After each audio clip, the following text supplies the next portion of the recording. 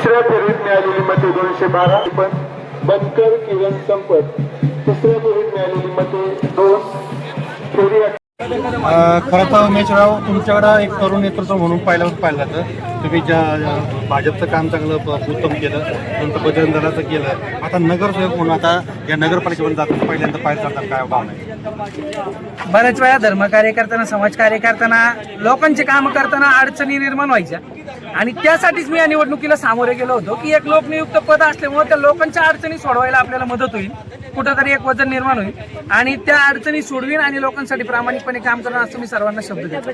आता तुम्हाला आमदार साहेबांची आठवण येत असेल, भाजपची आठवण येत असेल, म्हणजे बाबुराव पाचन साहेबांची आठवण, कारण तुम्ही लहानचे मोठे त्यांच्या समोर झाले आणि त्यांचं खूप मोठा आशीर्वाद होता. 11 सीटं आली ते साहेबांच्या आशीर्वादामुळेच आज या ठिकाणी मी उभा आहे आणि साहेबांची शिकवण आहे संघर्षाची. साहेबांचा संघर्ष बघता बघताच आम्ही मोठं झालो आणि घडलो.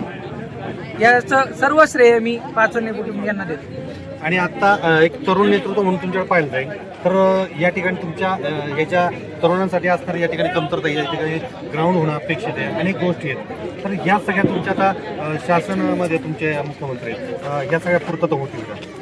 100%.